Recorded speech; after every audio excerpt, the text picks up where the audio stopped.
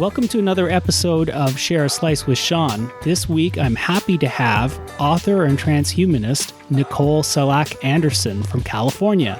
Welcome, Nicole. Thank you, Sean.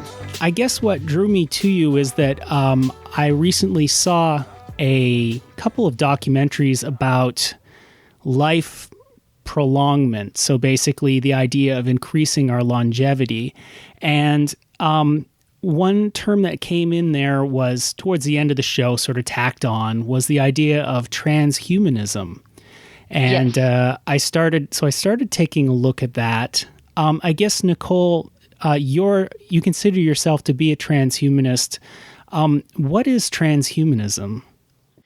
Well, it's an interesting concept because radical life extension, or actually I think the full goal that some people would think is an immortality, but really it's about prolonging human life in addition to using technology to bring about the next evolution of humanity.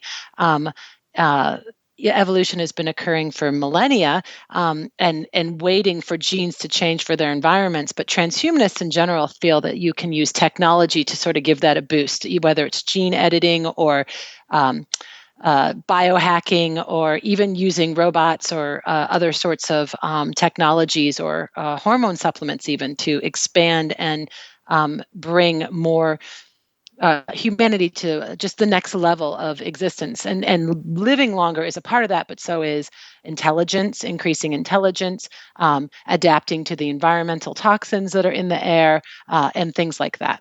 Wow, there's already so much there I can go with. I mean... Well, and the other piece of it is that I didn't actually think of myself as a transhumanist. The transhumanist world sort of found me because when I began writing novels, they focused around this idea of combining humanity with technology in order to improve our lives. Like, let me even zero in on one part of that right. Kind of blew my mind, was the idea of us somehow evolving or augmenting our physical forms to be able to deal better with our environment, which really, that is evolution. I mean, if in a nutshell. And I never thought, everybody's talking about all the toxins and things in the environment. I don't think anyone could deny that there's a lot of crap these days in the environment. Mm-hmm. Ultimately the people who are to survive are the people who will be able to live in whatever new environment comes our way. Yes. And so a transhumanist would say, why wait for our own genes to go ahead and do that? Are there things that we can use that we know scientifically, using the scientific process to encourage that? And I guess another term here that I got from the documentary was the idea of a singularity. And this is sort of a fancy word, but I just get the feeling that the word is very fancy, but what underlies it is actually quite logical. It's the idea that evolution, technology, as it continues to advance, as systems get more and more intelligent, it's going to reach a certain threshold, a certain point, and that's called the singularity, right? Right. Yeah, that point in time. And it's absolutely a hypothetical moment at this, that no one can really predict. Some people think they know using Moore's law, but no one can predict when that will happen. But it's sort of a natural outcome if you're investing in your technology and you're using machines or algorithms or artificial intelligence or any of these sorts of things. You're putting time and effort into that. It's going to progress, and that point in time where it is actually able to overtake humanity. I've always had an issue with the idea of singularity, namely because what does it mean to overtake a human? If it means they can play chess better or pass an ACT better, or logic puzzles, computers are already have overtaken us. But if it means that our technology can actually make decisions, policies, procedures, and choices for the future of mankind, then that would be a singularity that most transhumanists are talking about. And really, if you take a look at some of the technologies already out there. I mean, okay, you have very simple things like thermostats where, it's just a system where it reaches a limit, it turns off, it goes down below a second limit, it turns off. That's very robotic. But then you've got, automated stock trading systems. You've got down there in California, you've got the Google car that drives on its own. And I mean, it starts to reach a point where, I mean, you start to actually start questioning what it means to be conscious, what it means, because if as these I guess machines continue to advance and continue to do all the things that humans physically do, at what point do these machines? Can you then look at these machines and say, well, they're somehow equivalent, or we've reached a singularity? Right. I ask that question all the time, and I get different answers. But I like to think of if you look at a child, and right there you have a baby, and you can look at the development of consciousness. And an infant is basically running on programming. It reaches for something out of instinct, or what we would call reflexes. There's the moral reflex, the sucking reflex, the grasping reflex, and all of that is to set up the brain and the systems, and to get us to go from being handheld to walking. Right. So there's nothing a child has to do in its consciousness to choose to do any of that. It'll just go through the process of turning over, sitting up, crawling, and walking. But some point after that, it learns to talk. And this would be more like what you see the Google car, whereas the infant is like the basic thermostat that you were talking about. It's a set of instructions that it just blindly follows. The Google car now has this complexity of interaction that talking and speaking would be, but you'll often hear a baby say something like baby do, or maybe they get a little older and they realize they have a name and they say Michael do. But somewhere before they turn 4, they understand the word I as it relates to themselves. And there's nothing you do as a parent to have that switch come on. Somehow I comes into play, and there's humor, jokes, likes, dislikes, opinions. They can begin to argue. It's a transformation that's completely different. And then this being has consciousness. You would never look at a baby and say there's no consciousness, but it's not fully conscious. And so that's where I think you can look at machines and consciousness. Most of them are like babies and infants. We're developing some that can talk and really interact communication-wise, but how will you know? And those things can pass a Turing test too. How will we know that a machine actually has an understanding of self-reflection, of I in the universe, and that I have an opinion and a choice and a place in that? Yeah, I don't want to go too far down the lines of tropes or anything, but it starts to, that sort of behavior starts to remind me of, HAL 9000 in 2001, or A Space Odyssey, or maybe even Skynet, Right. And where you will know for sure. They don't exist yet. But I guess maybe where I'm going is we may know for sure. Like by the time we know for sure, we could have already passed that threshold. Where like all of a sudden, I mean, when you've got machines who are looking after their own best interests, and even there it's kind of fuzzy because someone could program them to do that, right? But I mean, there's some point where we'll probably know it when we see it, because all of a sudden we'll be sharing the planet with another truly sentient, maybe either one or many different sentient beings. Types. Oh yeah, and I honestly think that it would probably be more like many, because just like humans, their relationship to themselves will be based on what kind of body and sensory systems that they have.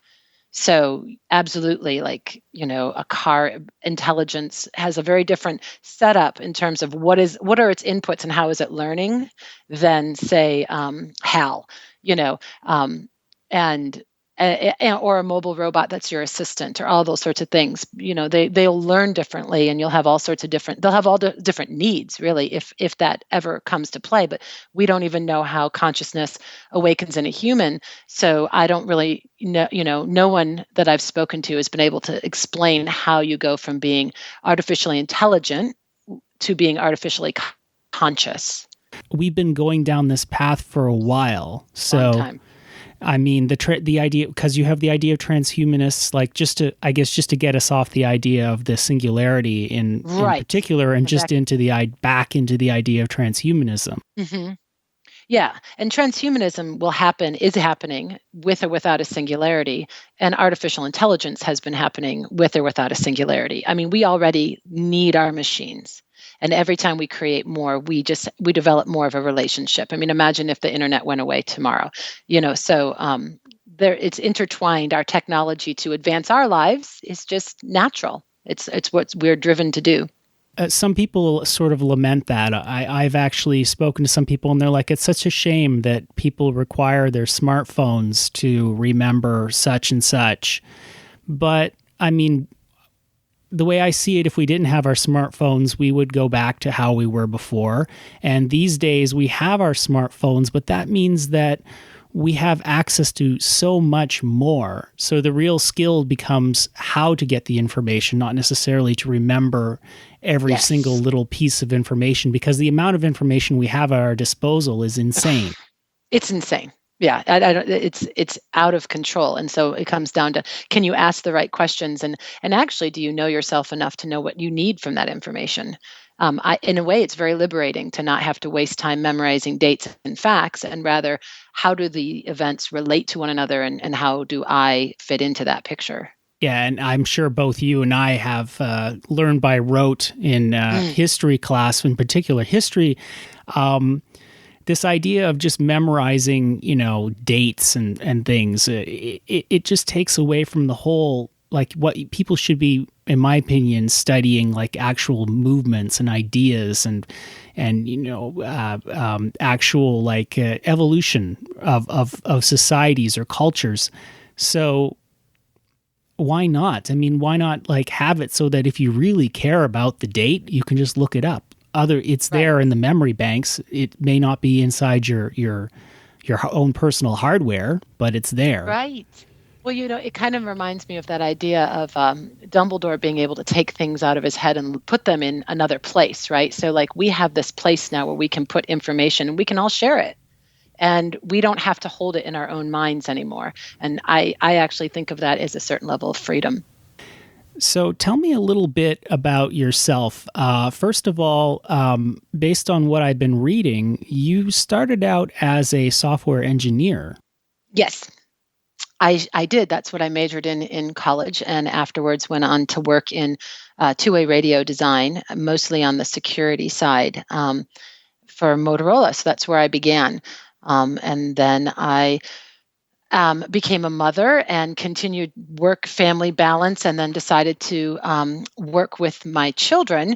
And after a couple of years of doing that, when like they got older and you have a little bit more time to yourself, I went back to something that I'd always loved to do before I was a kid, and that was writing. Or when I was a kid, I was a writer, and then I became a software engineer. And so then suddenly the two, I remained interested in it, and the two came together in a science fiction novel, as well as writing a blog, because technology and human consciousness have just been an interest of mine for my whole life. What's your blog? You see, you're still maintaining it? I am. So my blog is it's called EHuman Dawn, the same name as my first novel. EHuman Dawn is the name of that first novel. The second one is EHuman Deception, and then I'm working on the last of the trilogy that will probably come out sometime in 2017. And the blog is on Blogspot, ehumandawn.blogspot.com, I believe, and that is what I maintain. Still, and basically most of my work is about technology and consciousness, and how society is shaped by technology and all those sorts of things. Mostly the relationship that it has between nature and humanity and technology. So the name of your first novel I have here is EHuman Dawn.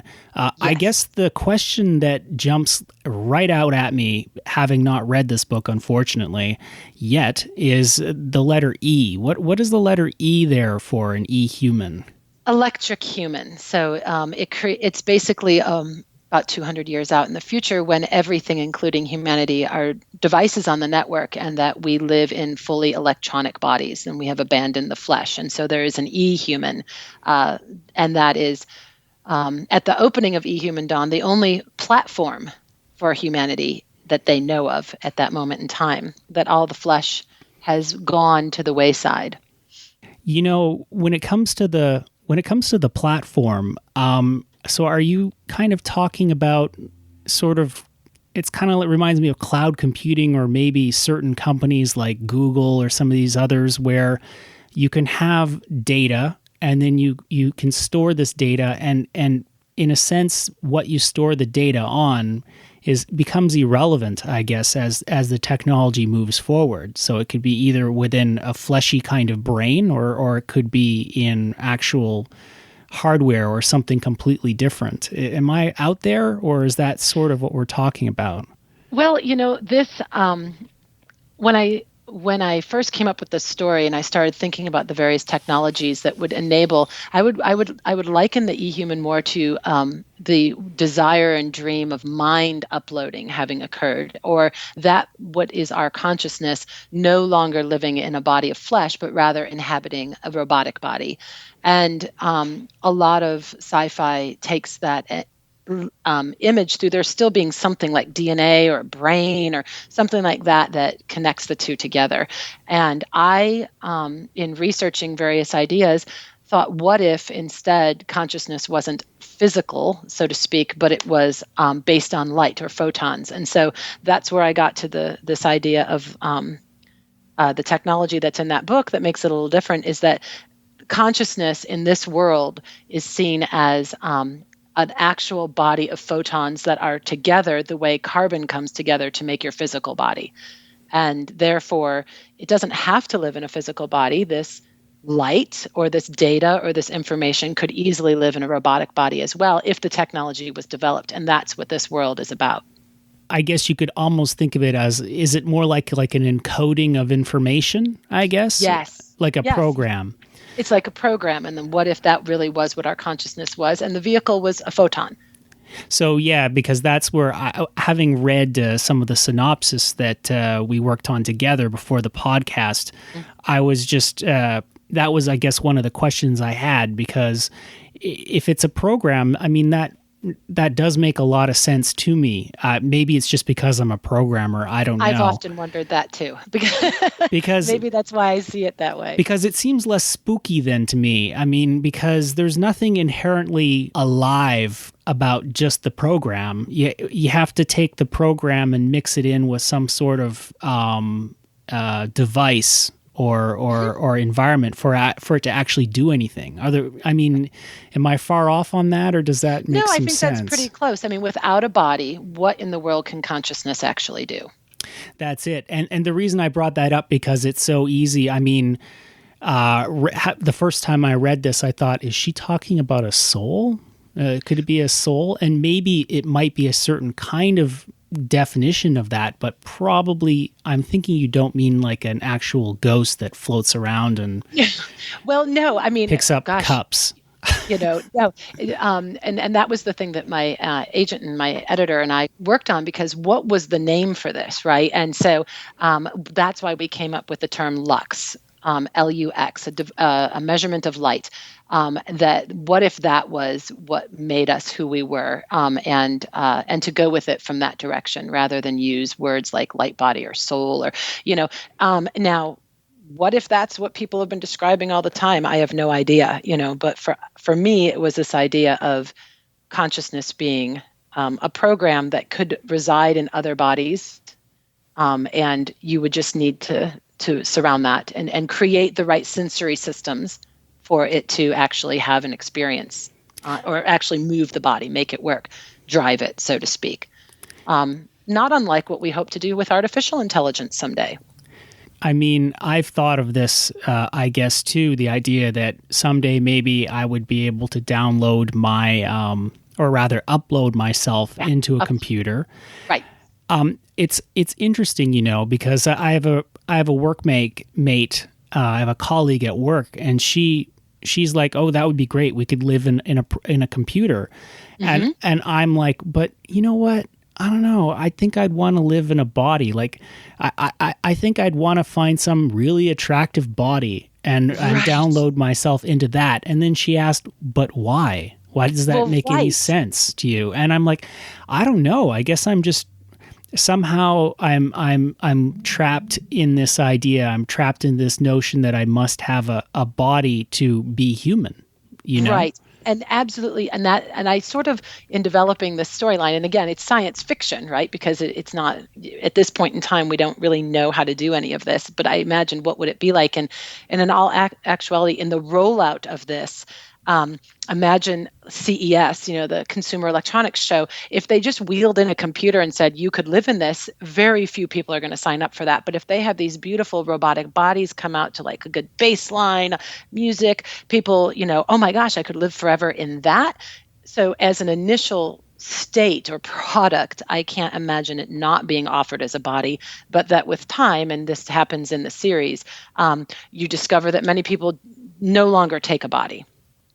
And so there's sort of a jump, like it's an evolution even in that kind of way. Like, how will the Lux, which is what I'm using here to describe this element of consciousness, it's how will it want to live? And with time, many would choose not to have a body, and many would choose maybe to go in and out of bodies, depending on what they want to do on Earth. That's interesting too, because again, this is gonna. I don't know how this will make me sound, but as I was speaking to her, I said, well, so much of what humans live for is based on, to be frank, a chemical reaction in your head to a certain extent.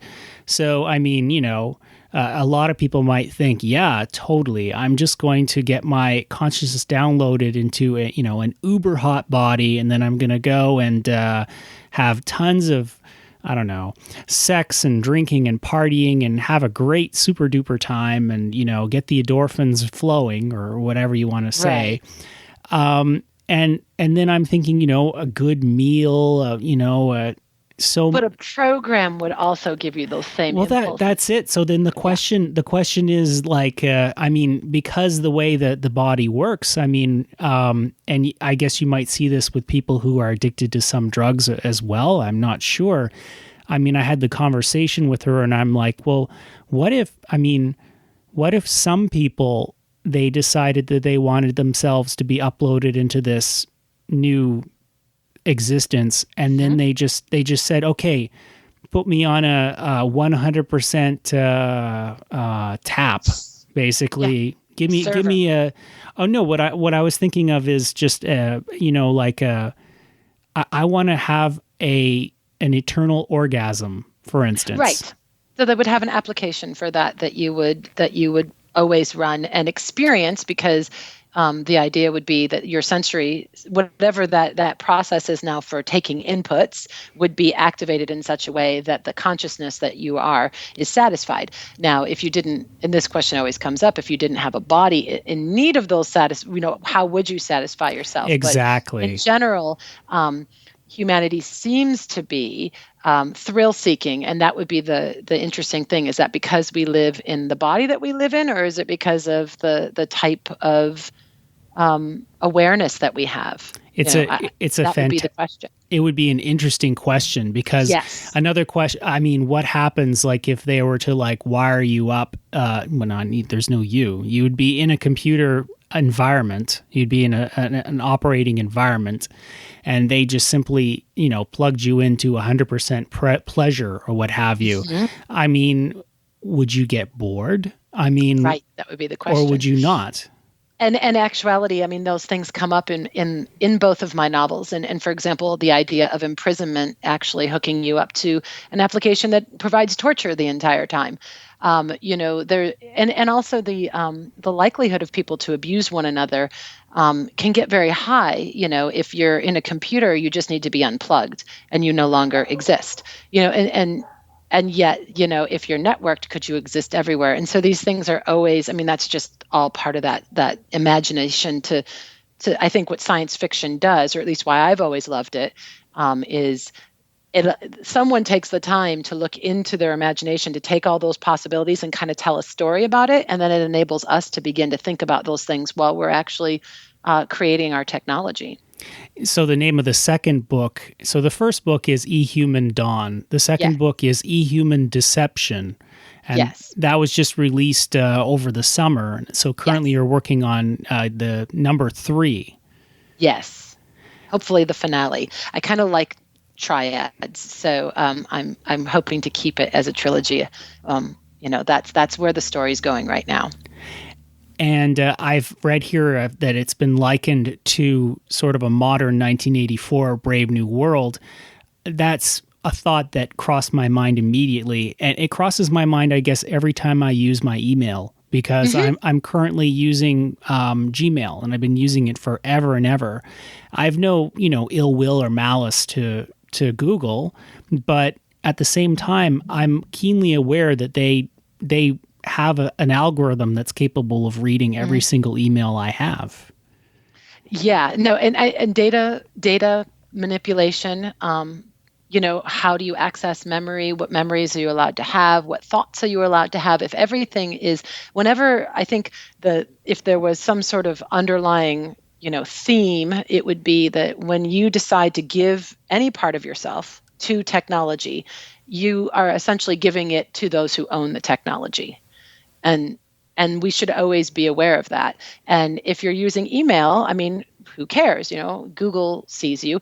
If it's your actual consciousness or your ability to be mobile or not in the world, do you trust the entity that is providing that service? And that we should constantly think about that sort of thing. And at the same time, I believe that while we're going forward in technology, we actually have the opportunity to become trustworthy, because you can envision 2 types of societies, one where people are constantly abusing each other, but you could also envision a place where this constant interaction forces us to actually be kinder and wiser to one another. That idea of right thought and right action, only because we're so enmeshed now that to do otherwise would be hell on earth. If everybody has discarded their bodies, what does that mean for people abusing the system? I mean, what if you're basically you're in an environment where resources are no longer physically limited, right? Then are you really? Is there any sort of payoff to being to being cruel or to anyone, really? It depends. I think it depends on. I mean, I would think that there would be none, and yet there might be some who provide the services, that you're looking for here, that are cruel still. What would be the payoff for that? Still being able to have access to information and control people. And yet, if there were no bodies, what does it matter to control? You would have complete control over the environment. Why would you wish them ill will? I have no idea. And yet, does anyone even wish ill will now? Yeah, I mean, these days, the only thing that I can think of maybe would be because of our physical forms, because of limited resources on the planet. But again, a lot of those limited resources are self-imposed, like exactly, based on capitalism and what have you, right? Exactly. So, I mean, it's just a story, really, that we're telling ourselves that's not even necessarily true. Although in the case of data, it is abundant. It is abundant, and as long as you have memory, storage capacity, it seems endless. Yeah, it's interesting because I've walked through the woods in the past, and I've walked up to a tree and I've tapped the tree and I said, this is real. This is real. But, I looked at the dollar bill in my pocket and I'm like, this is a fiction. Like all of this is just made up. Right. And, but it's interesting because if you were to move into an environment like an actual computer universe, if you want to call it that, it sounds biblical maybe, but the word becomes true. Like, I mean, it is the law, like, because you've eliminated both tiers in a sense. Now that's absolute. I mean, I don't know, maybe you would have maybe you would be able to flip in and out of physical form. In a sense, it might be useful to be able to download yourself to a body, especially if you're somehow untrustworthy and to get you out of the system. To get me out of the system. You could be like a rebel, you know. You could. It's like you're unplugging your internet connection. Oh no, I'm self-contained. Well, and I do think choice is a huge part of it. I think that as long as there is choice, the system can self-regulate. If there is no choice, and that's the only aspect of humanity that's supported, like we call it platform consolidation, if that's forced upon humanity, then I think there's more chance for things like that to go wrong. It becomes sort of totalitarian. Exactly. It does. It lends itself to that very much so.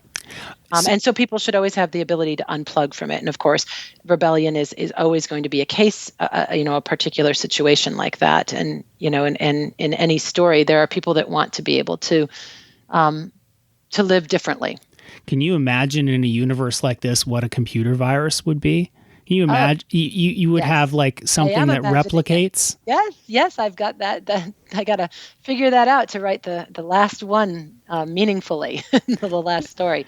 It is a virus. That's essentially what malice or individuals can become in such a situation, if you were to go all the way out that direction. So in this new world that we're building now, who runs the computers? Or would the computers take care of themselves? I mean, it might be possible that they might just be able to live on their own. It depends on who owns I honestly think it depends on who owns the technology at the time and what their plans are, and how they've designed it. It's if we pull back from that and go back to something that's more realistic that might happen. Okay. So maybe a more realistic thing would be that geneticists discover exactly what gene in our genome switches on and why to cause aging. And they figure out, let's say that it's based on a hormone or certain hormone levels. And so a gadget is created that you wear that monitors your hormone levels and your blood levels and your heart rate and all these sorts of things, and makes sure that the levels stay at a point where this gene is never flipped on. The conditions in your body are that way. And so you're hooked up essentially wirelessly now. And if you don't have that device, and I don't think this is impossible. I think this is something that is probably more likely to happen. If you don't have that device, you're going to get old. If you have that device, all of your vitals and other information is always accessible. But it keeps you young because it enables your genetics to not begin to degrade, so to speak. It doesn't flip this switch. What if that happens? Again, that seems like wonderful, and yet who owns that device and all of the data that it collects? Yeah, that's truly interesting. This takes me a long way from back in university when I first ran into some of this stuff. But it was different. It was something called cryonics, and they went into this a bit in the documentary that I saw just recently. The idea that you could, as you're dying, someone could come along and they could, with the use of cold ice and chemicals and such, be able to preserve your body, mostly your brain, I would assume, so that they could bring you back later on.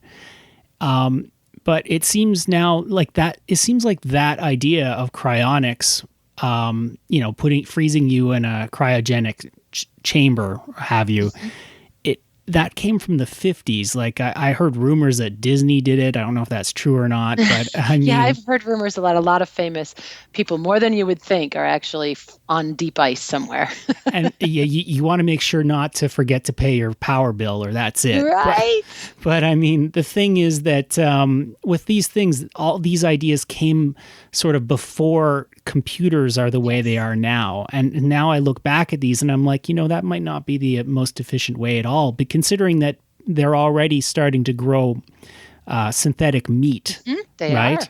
So, I mean, what's stopping them from eventually, growing a synthetic body or having a body without a brain, or having a body with I guess that might not be possible, but having a body with the ability for you to go into it later on. It just seems like the idea of freezing freezing ahead or something it came from an era that's long past. Well, it is, and I think that there's that's for people that hope that that two things will happen. They hope that somehow whatever it is that is their consciousness or makes them will be stored long enough for that future when we have figured out how to make the body resilient to aging. And that aspect of it, so that it won't die, and so that that we could actually go into that body, because right now that's not possible. We will age. We've been making major steps between vaccinations and antibiotics. Like, we've already prolonged our life, and the next thing will be genetic modification in some way, perhaps in our children, at the point of when we decide to have them. And they will have very different lifetimes, as well. But I would not be surprised if some sort of gene therapy is discovered to slow aging down. And people that are on the other side of, say, their 30s or 40s, might not be able to take part in that in quite the same way. So cryogenics is definitely for those people who think they've missed their time, or have, because they've died before these technologies were available, and they're hoping that they can preserve something to take advantage of the technologies that will most likely come in the future. But like you said, how do you get them into a new body? Yeah, I mean, for me to consider it, I guess I wouldn't really consider it unless there was some way to do a deep model of my entire brain, right? And just store it digitally somewhere, because for me, otherwise, you might be able to resurrect me, but because of damage to my hardware, the brain, I might come back severely mentally impaired, or who knows what, right?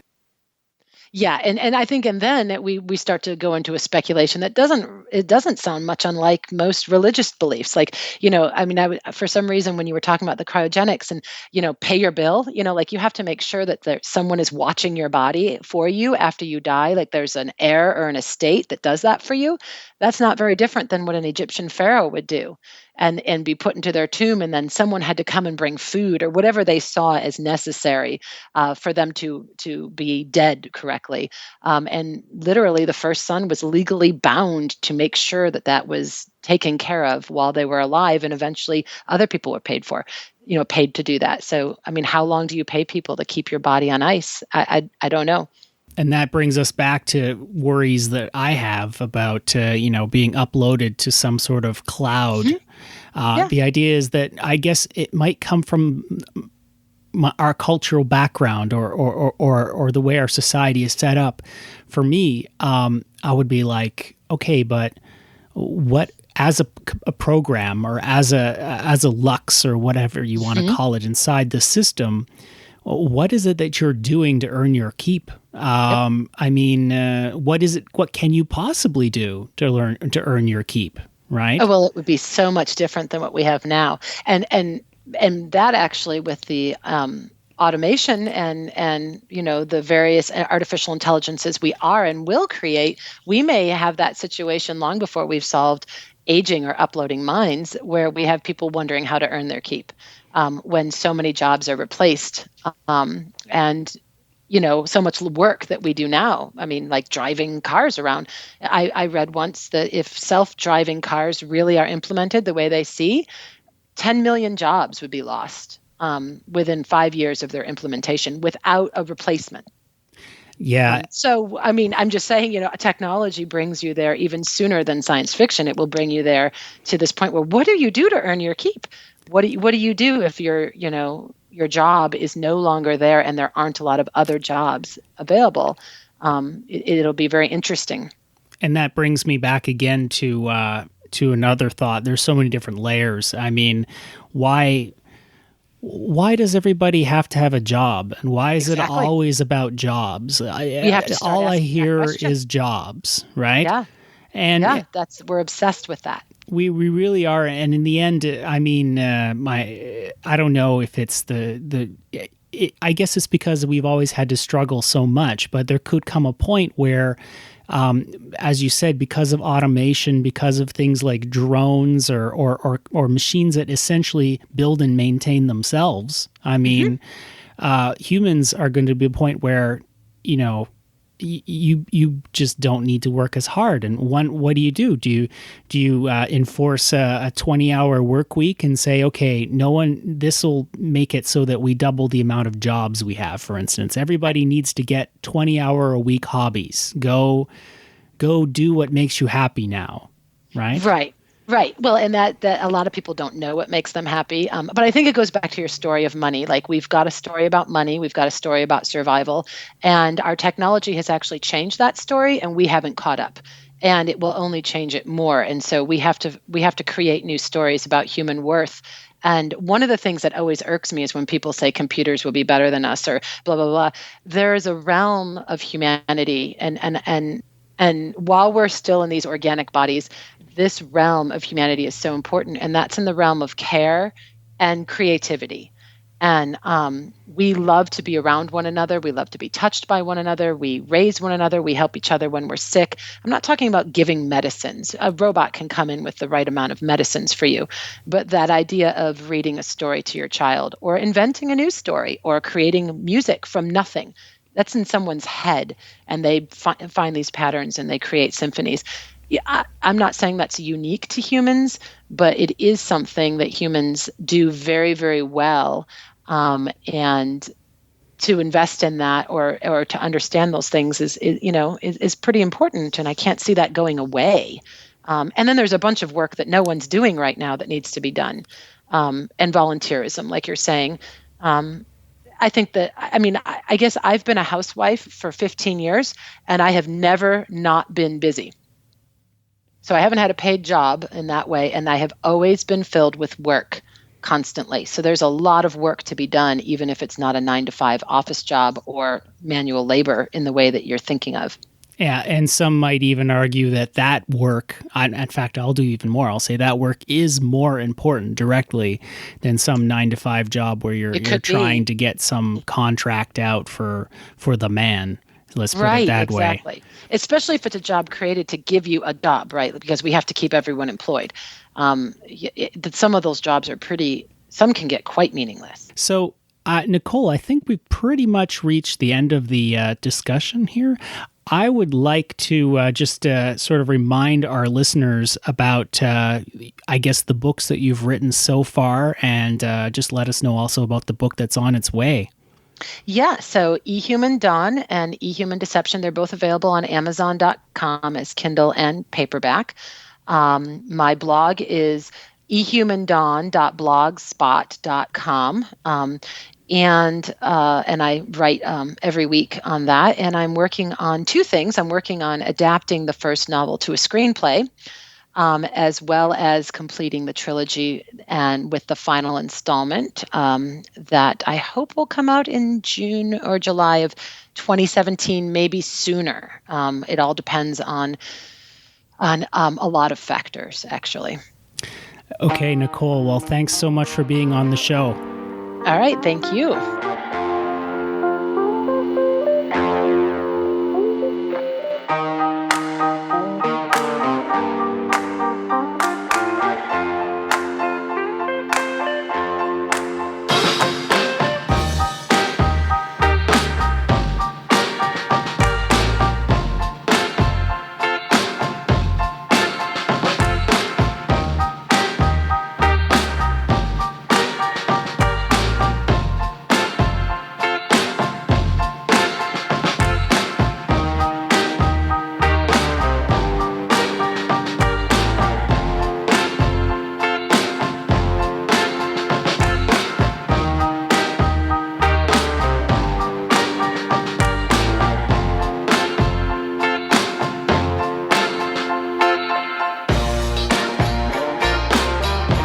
Thus concludes this episode of Share a Slice with Sean. Remember, you can follow us on Twitter at Slices Podcast. You can follow Sean on Twitter at Godless Poutine. Music is by Chromatics and is used with their permission.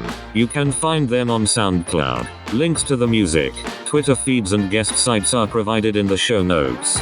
Thanks for listening and tally ho.